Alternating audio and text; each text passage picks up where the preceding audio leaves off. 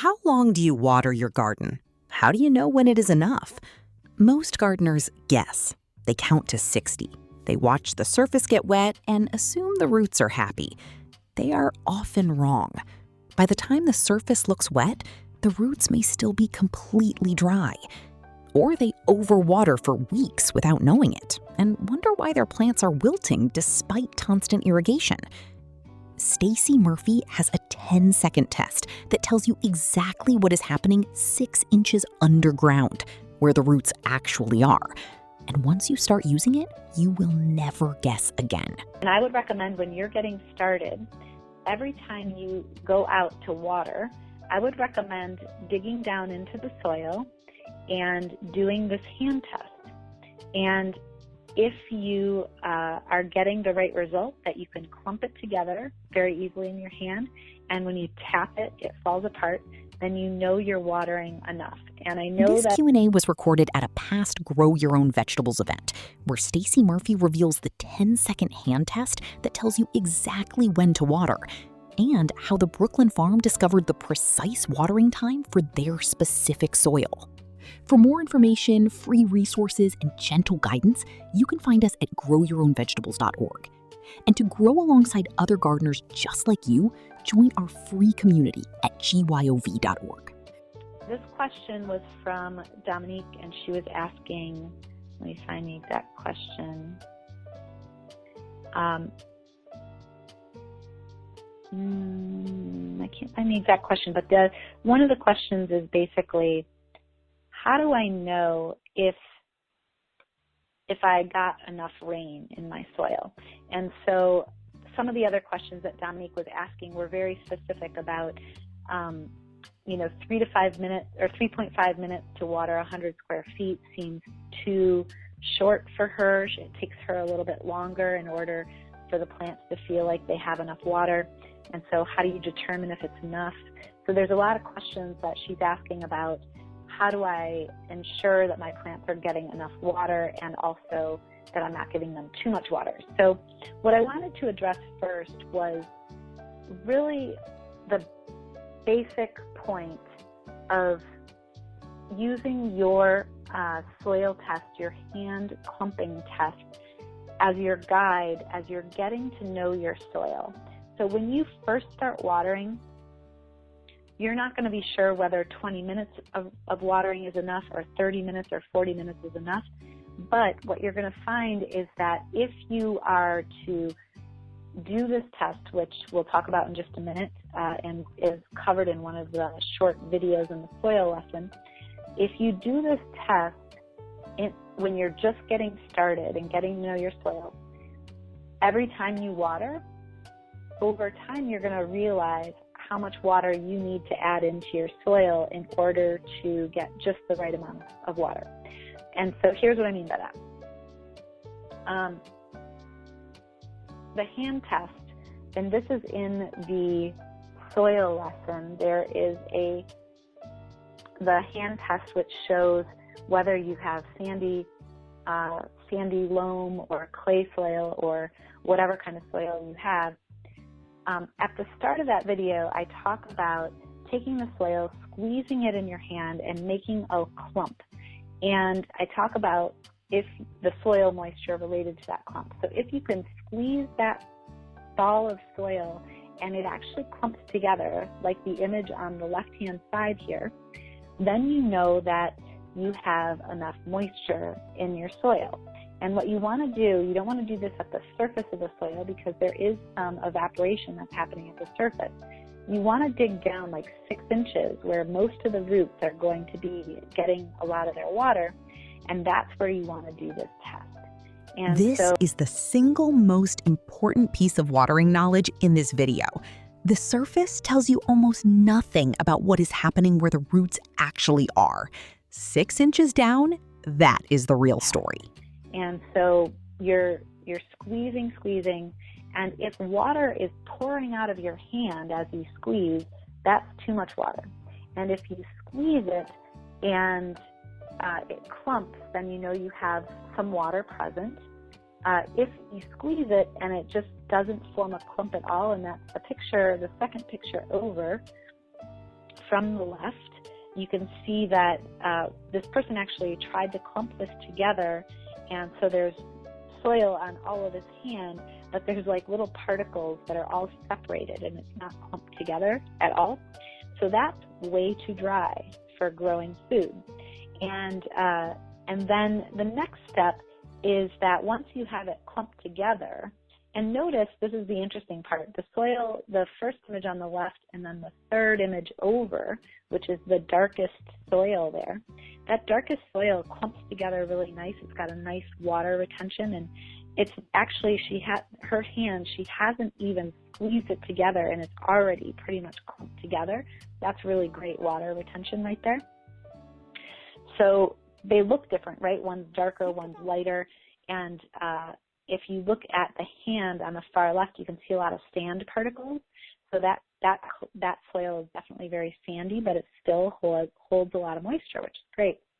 So you want to grab that, you want to squeeze it, make that little ball, and then basically the hand on the far right is after you squeeze it into a ball and you touch it with your hand, just barely tap it with your fingers with not a whole lot of pressure, it should fall apart.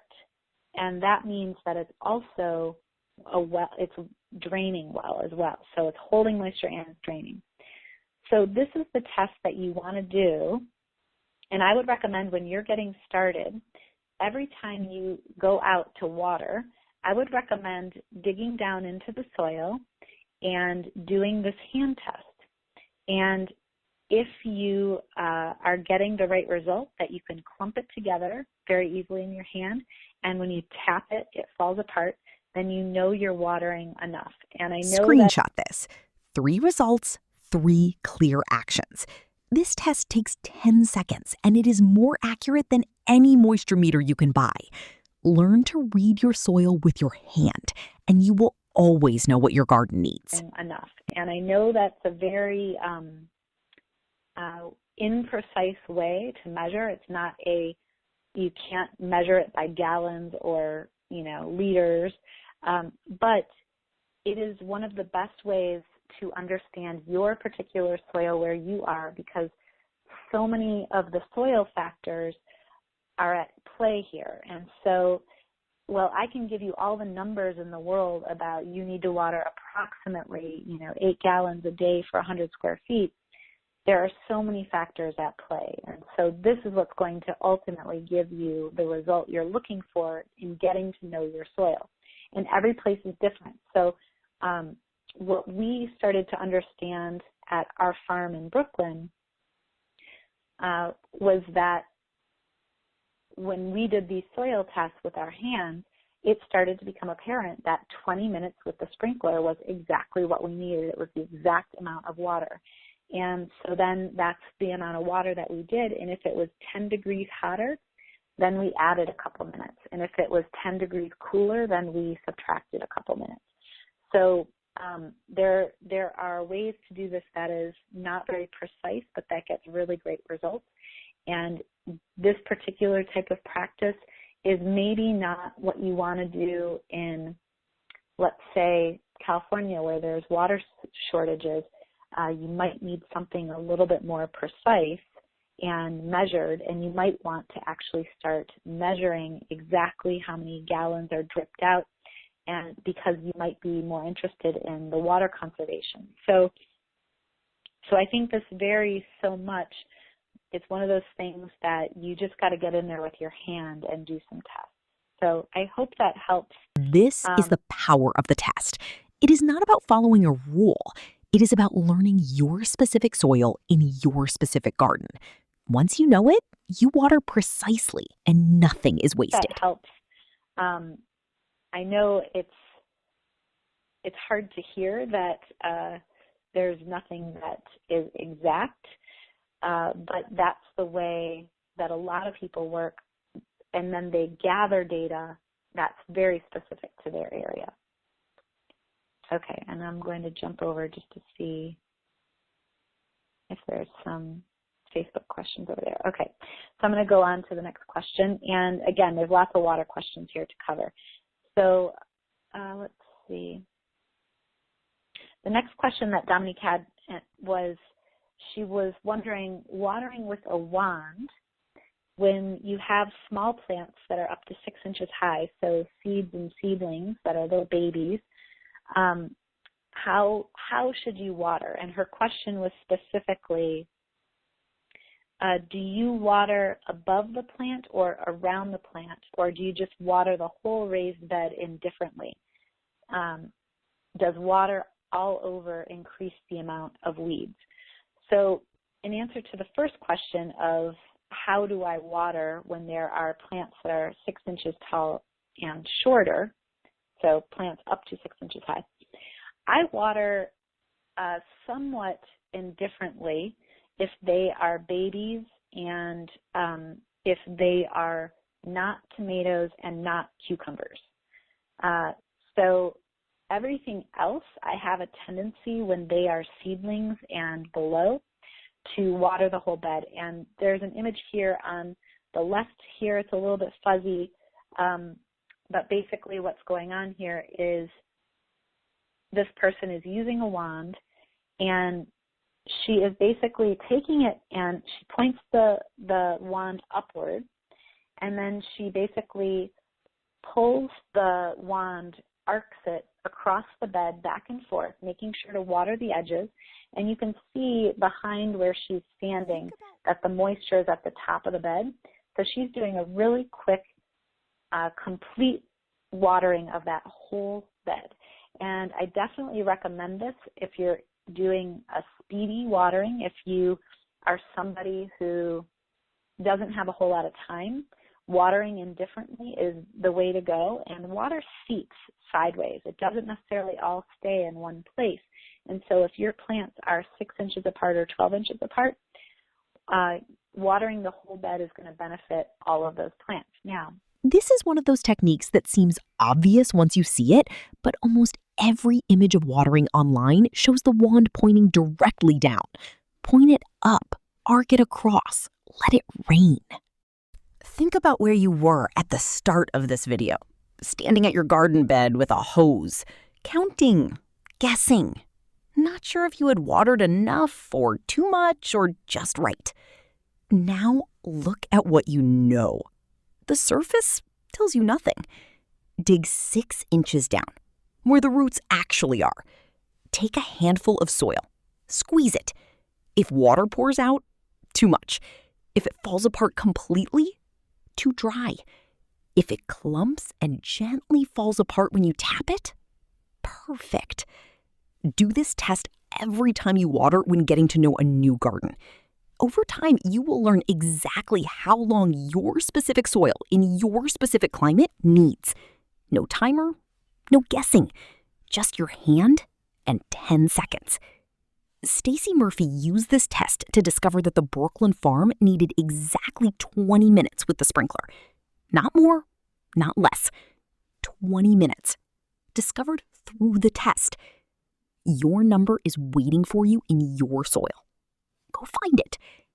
You are not the gardener who guesses anymore. You are the one who digs 6 inches down, who squeezes the soil, who reads what the clump tells you, who knows exactly what your garden needs and gives it precisely that. If you want to keep learning from Stacey Murphy, there is a whole community of gardeners growing extraordinary food, completely free, at growyourownvegetables.org.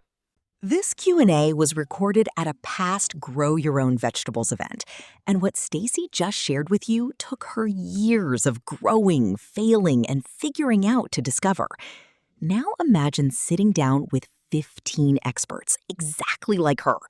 15 of the most respected gardeners, herbalists, and soil scientists on the planet, each sharing the single most powerful lesson they know, the insight that changed everything about how they grow food, the thing they wish someone had told them at the beginning. Clinical herbalists who can turn your garden into a medicine cabinet, soil scientists who will change how you see every handful of dirt, food growers who have fed entire communities from a backyard. All of it waiting for you right now, completely free at the Superfood Garden Summit. Go to growyourownvegetables.org/summit, register in 30 seconds, and start watching immediately.